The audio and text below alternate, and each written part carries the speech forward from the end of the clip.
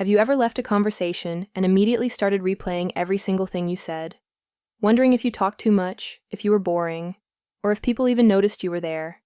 You show up, you participate, but somehow you still feel invisible. Like you're furniture in the room, present, but forgettable. Here's the brutal truth. Most people with low charisma don't even realize what they're doing wrong.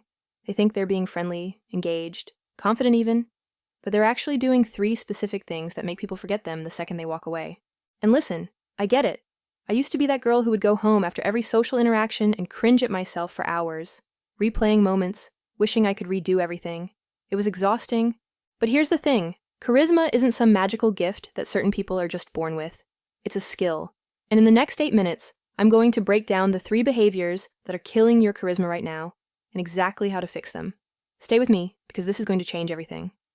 So let's start with what charisma actually is, because most people get this completely wrong. They think it's about being the loudest person in the room, telling the best stories, or having the wittiest comebacks. But that's not it at all. Real charisma is about making other people feel something when they're around you. And here's what's crazy. The people who are most desperate to be noticed are usually the ones who get forgotten the fastest. It's this weird paradox. Let me paint you a picture. You're at a party or a work event, and there's this person who just lights up the room. Everyone gravitates toward them. They're not necessarily the most attractive or the funniest, but people just want to be near them. You've seen this person, right? Now think about what they're actually doing. Are they talking over everyone? Are they constantly trying to one-up people's stories? Are they name-dropping or showing off? Probably not. In fact, if you pay close attention, they're probably doing the exact opposite. Studies show that the most charismatic people share one key trait. They make you feel like you're the most interesting person in the room when you're talking to them. Not because they're performing or putting on an act, but because they've mastered something most of us completely miss. And here's where it gets interesting. The 3 behaviors I'm about to share with you, they all stem from the same root problem, neediness, but not the obvious kind. This is subtle neediness that feels completely normal in the moment, but it's literally repelling people without you even knowing it. Okay, so here's the first behavior that's killing your charisma. And honestly, this one is sneaky because it disguises itself as confidence. It's when you constantly need to prove yourself. Think about it.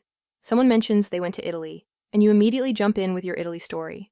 Someone says they're stressed about work, and before they can even finish, you're already explaining how stressed you are. Someone compliments another person, and you feel this weird urge to either one-up them or subtly put that person down. Here's what's really happening. Your brain is in constant competition mode. You're not trying to connect. You're trying to win.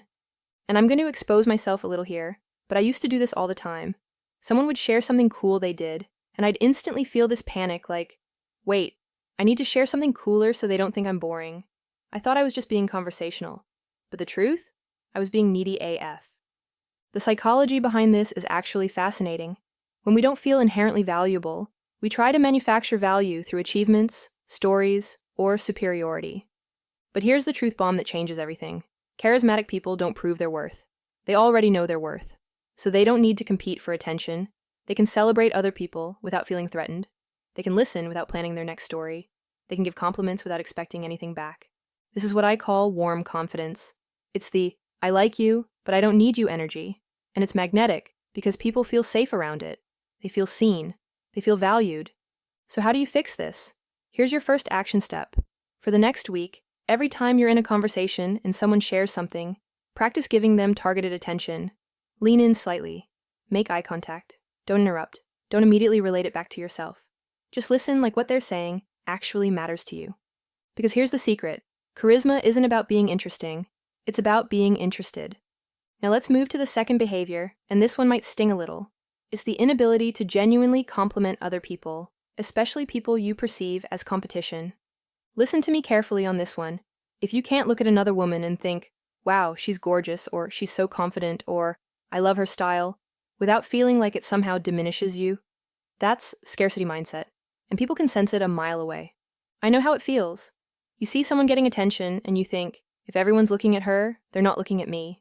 But here's what's wild. The moment you start genuinely celebrating other people, you become more magnetic, not less. Think about Megan Fox or Rachel McAdams in interviews. They're constantly hyping up their co-stars, giving genuine compliments, and lifting other people up. And does it make them less charismatic? Hell no. It makes them more. The practice here is simple, but powerful. Train your brain to scan for what's genuinely good in people, their sense of humor, their kindness, their honesty, their style. And when you notice it, say it. Not in a fake way, not in a, I should say something nice way, but in a, I genuinely see this and I want you to know way. Because warm confidence means you're so secure in your own value that you're not threatened by anyone else's. Okay, third behavior. And honestly, this is the one that kills charisma faster than anything else. It's being emotionally reactive. Now, a lot of people think that snapping back or being savage shows strength, like it proves you're not someone to mess with. But here's the thing. It actually does the opposite. When someone makes a joke at your expense and you immediately get defensive, or when someone disagrees with you and you take it personally, what you're really communicating is this: you're fragile. And people can't relax around fragile. They have to walk on eggshells. They have to calculate every word, and that's exhausting. So they just avoid you. The most charismatic people have what I call unbothered energy. You can tease them, disagree with them, even poke fun at them, and they just laugh. They don't take things personally because they're so secure in who they are that your opinion literally doesn't shake them. Now here's where it all comes together, and this is the part I really want you to hear. You're not uncharismatic.